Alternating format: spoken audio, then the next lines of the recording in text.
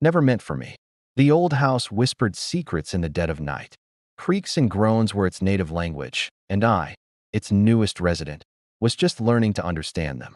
My name is Alex, and I bought this place for a steal, a dusty Victorian relic on the edge of town that no one else wanted. I loved its forgotten charm, the way history seemed to cling to the wallpaper like a faint perfume. But I never imagined the history I was about to uncover. It happened during a late-night cleaning session in the attic. Dust motes danced in the beam of my flashlight, illuminating forgotten treasures and heaps of junk. Tucked away under a pile of moth-eaten blankets was a small, ornate wooden box. It wasn't locked, just sealed by time and a thick layer of grime. It felt heavy, solid, and strangely cold to the touch. Carved into the lid was a single, unfamiliar symbol, like a stylized eye with a tear falling from it. My curiosity, a trait that has often gotten me into trouble, screamed at me to open it. The hinges groaned in protest as I lifted the lid. Inside, nestled on a bed of faded velvet, was not jewelry or old letters, but a single, smooth, black stone. It was obsidian, polished to a mirror shine.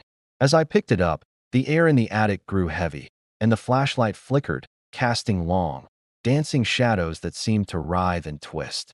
A sudden, intense headache pulsed behind my eyes, and a flood of images, not my own, rushed through my mind. I saw a woman with sorrowful eyes, her face framed by dark hair. She was clutching the same stone, tears streaming down her face. I saw her whispering to it, her words lost to time, but her desperation was palpable. She was placing it in the box, her hands trembling as she carved the symbol on the lid. It felt like I was watching a memory, but it was more than that. I could feel her grief, her despair, a crushing weight that settled deep in my bones. I dropped the stone as if it had burned me. It clattered back into the box, and the oppressive feeling in the room lessened slightly. My heart was pounding, a frantic drum against my ribs. What had I just experienced? It was a memory, but it was someone else's.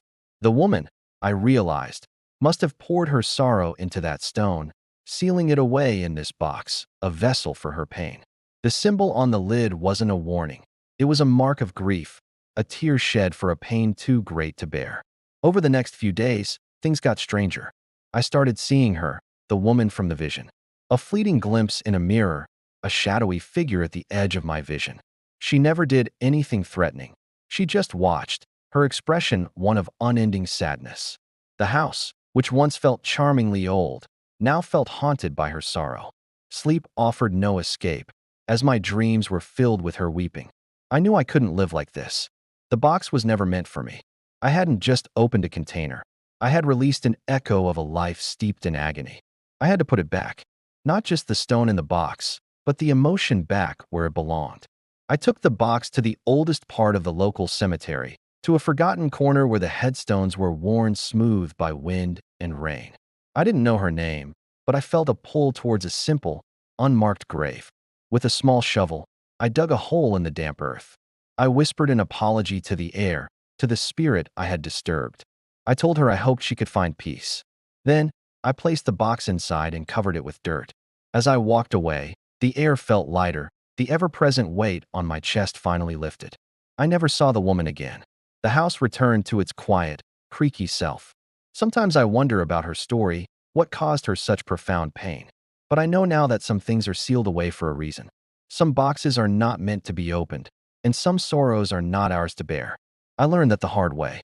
Thanks for listening to my story. If you enjoy tales of the strange and unexplained, make sure to follow for more.